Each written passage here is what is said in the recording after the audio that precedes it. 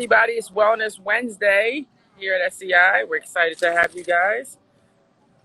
As soon as I get Miss Renee on there, we're going to have her today as our guest. There she is. Hey. Hey. I'm actually waiting for my car. You know, life happens, right? Okay. Life happens. But we're going to make this work. Yes, it does. Yes, it does. How are you doing today? I'm actually doing really well. I just need to make sure that my phone stays connected. Okay. Because the battery thing is messing up. But yeah, I'm good. Yeah, I'm really good. Well, everyone, this is Miss Renee Mitchell. Many of you may know her as an educator, but she's an amazing artist, an amazing creator. She does amazing things for Black Portland. So we wanted to highlight her and make sure that she gets a moment to share with us some gems. Because right now, you know, we have so much going on, right, Renee? It's like, man, we need to get some gems out there so people have some hope. So in terms of COVID, are you good? Is your family good? You guys are safe? Oh, everybody's good. Yeah, I'm just blessed. Yeah, we're all good. Good. Yeah. So with COVID, how has your life changed? What's really been different for you? Well, actually, I've started to really understand my purpose Wow. more. Just, when this all first started, I was kind of caught up and was feeling badly and, didn't really see the hope and the joy. But now I've really trying to focus on what are the possibilities, like what can I do differently, what is this teaching me about myself, what are the things I'm involved with that I want to how can I be of service, right, to my community? Right. So it started out with me making fabric masks for people. Excellent. And then it just was like, we came up with the, then it morphed into creating the Black Joy virus because, I was asked to be a part of this development that is being proposed for Albina through the Albina Vision Trust. And I realized, they're asking me to do the same thing that ODOT's trying to do. It's like, how can we engage the Black community? And I've been to these meetings. I've heard the frustration, I've heard the anger. And so I believed that the only way that you're going to even have a conversation without the woundedness coming to the forefront every time, that you really need to invest something into our community before you ask one more thing, before you set one more meeting.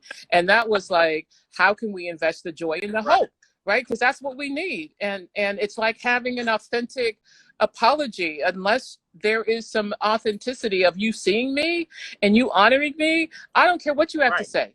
I'm not even going to see your possibilities because you haven't invested anything in me.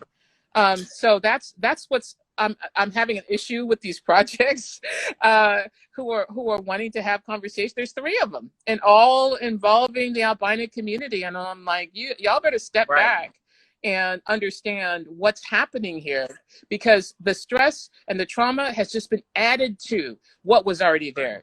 So you cannot ignore it. Yeah. So talk to me more about this joy virus. Pandemic, the joy virus. Like, what are you doing, and how can we support you in it? Okay, so the joy virus is an acronym because I've just become this acronym queen, just a creative process. So it stands for Journey of Youth Voices, Inspiring Resiliency, and Unveiling Community Strength. So it's an intergenerational initiative to try to help young people understand more about who are the wisdom keepers, who are the elders in our community, what are some of the things that make us who we are as a Black community. So they're starting to understand and engage with people in the community about how to invest the joy. So there's 6 different projects over this Black Joy Virus project. And what I'm doing now is not only raising money, but also engaging community-based creatives to help take a piece of this. So I'm not doing all of this work.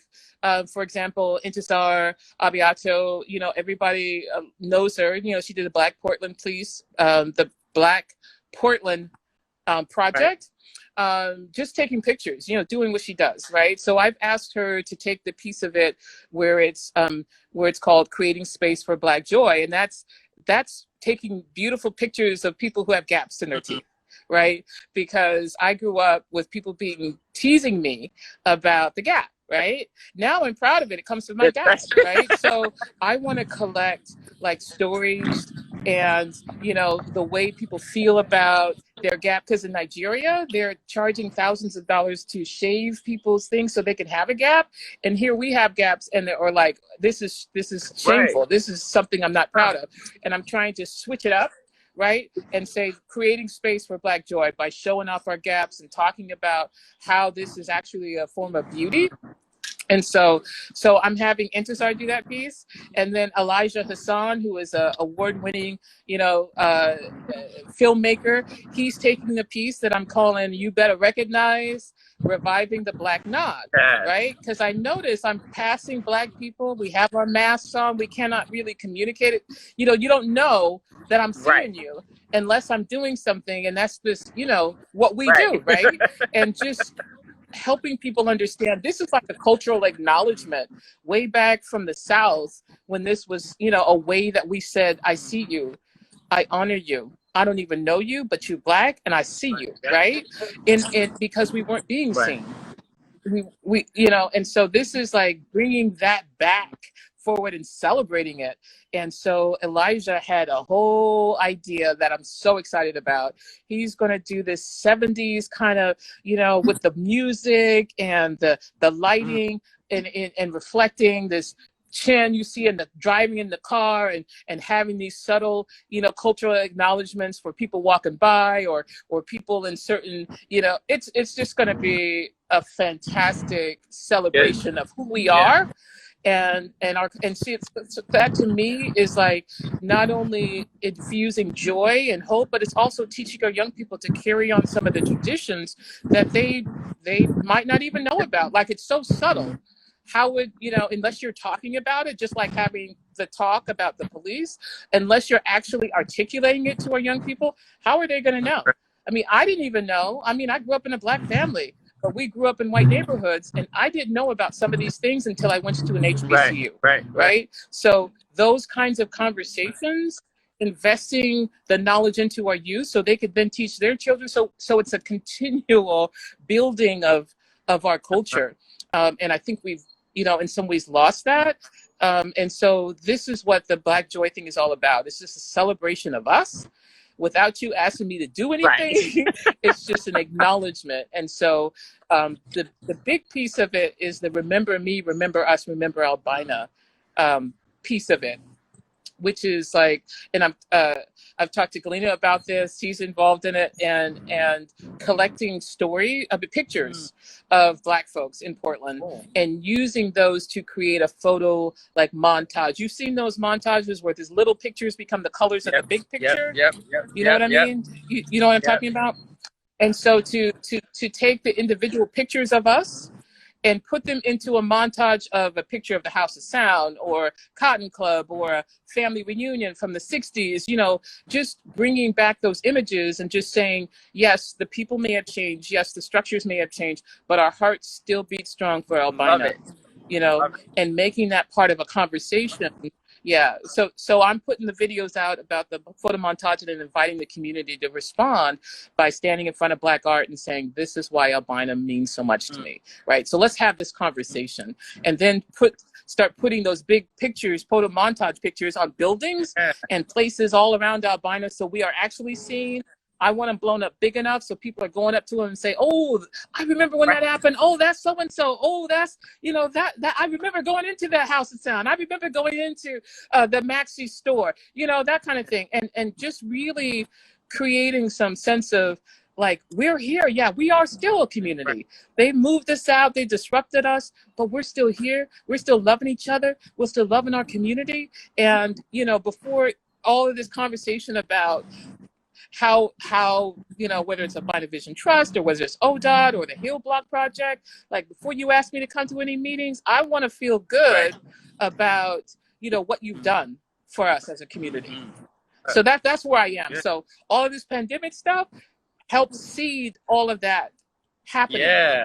So that's why I'm like, I'm doing really That's good good. because I'm in my Yeah. groove, like as a creative revolutionist. This is what I do, I you love know? it. I So, love it. You know, and and I love that that youth are going to be and involved too. that's yeah, Yeah. absolutely. You know, I'm always there to support you however I can. Look at the people coming behind me. Sorry guys.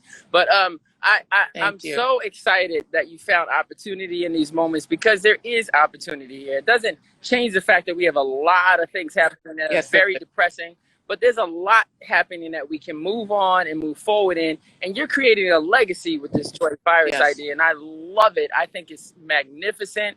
And you know, we'll be there Thank you. in any way that we, any Thank capacity you. we can. So as a legacy keeper and someone that is moving us forward and making sure that all of us are seen, not just today, but like 30, 40, 50 years from now and all the things that you're doing, what is the one Yes. thing that you Yes. want to say Yes. from your heart to everyone else's heart to really ground them in this moment and help them see like you're seeing this opportunity?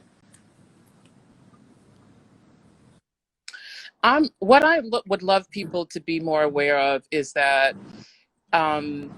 it's time to invest in our young people, right? It's time to see them as the resources and the wisdom that they have.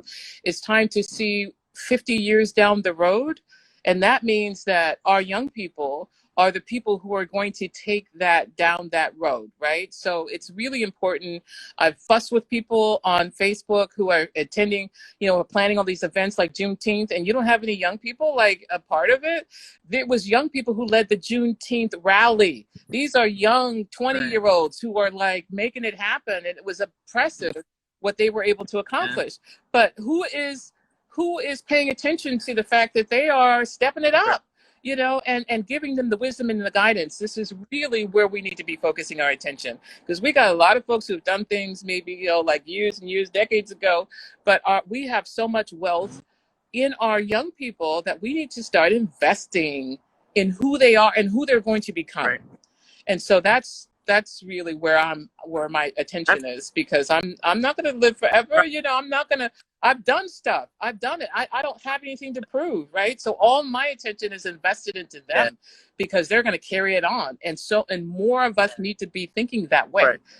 Yeah, that's something This that is how your legacy becomes a legacy, is that it's carried on. It's something that Mr. Hobson, our founder and CEO, he always says, we don't have a kid problem in America. We have an adult problem. And it's true. We get in their way so often and they don't get to really kind of just thrive and spread their wings. So I'm excited to watch them thriving right now. Right. So I appreciate those words of wisdom, because they need to hear, we see you. We see you. We've been asking for young folks to stand up, and they're standing up. Exactly. They are standing up. So it's exciting to see that. Super exciting. Yeah. Super exciting.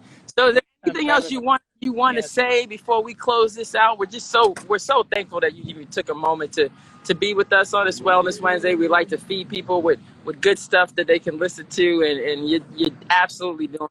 Yes. Is there anything else that you want the community to hear from you? Well, I'd love for people to reach out to me if they're creative or they have the gap. How am I going to find you? I need people to come to me. So they say, I want to be a part of this. They could donate. They could really just like start spreading the word about what we're trying to do and support it. And so sending in the pictures, the digital pictures, we want to tap into our community wisdom, right? I don't want to just do these projects. I want to involve as many people as possible. So just to reach out and, send me a text message or a message on Messenger and say, I got you. Like, how can I be a part of this? How can I engage in this? And I'm like, okay, so here's a spot. We're starting a summer internship, and we are teaching young people how to be social justice activists through the youth participatory evaluation process. So we're going to start going to, we're going to actually go to the foundations and say, we have a group of people, young people who are trained to be evaluators of programming that's designed to serve them. And we want them to go into these organizations and with a youth voice and saying, are you really doing what we need you to do? What's helpful to us as human beings? And too often we have a programming that does stuff for young people, the adults become the heroes, and I'm trying to help them become something, not to do something, but to Right. become, our future leaders. Love it. So just to support I Am More. I Am More is, again, is an acronym, making ourselves resilient every day. I would love to feel more love and support for what we're trying to do. This is not about my ego, my legacy. This is about our young people, and I want more folks just kind of stepping up Yeah. for them. And so that's, I think, what I would love for my Well, that's community. amazing. So we'll post this video, and I'll make sure that your information is attached to it. So Thank right you. away, and from my heart to yours, SEI, appreciate you being on the front lines. Black Portland, we got lots of work. Thank you. Definitely one of them. So appreciate your work. Truly appreciate you. Thank you for your Thank time. you. Yeah, same to All you. right. We'll see you later. Thanks for having me. All right, y'all, you heard it right here, Miss Renee, and I'll make sure her information is attached to the video so you guys can get connected and get involved with the Joy Virus Project. It sounds like something that definitely will leave a legacy if you get involved. So if you're interested, if you have the skills or the talent, join up with Miss Renee Mitchell. Thank y'all for Wellness Wednesday. As usual, we will see you guys in another couple weeks with another great leader working this Black lives matter in a way that is good for us, not just now, but good for us in the future. My name is Libra Ford, and this is Self Enhancement Incorporated, where we service over 16,000 Black youth and families every single year. Come join us if you want to help out. We'll see you later. Bye.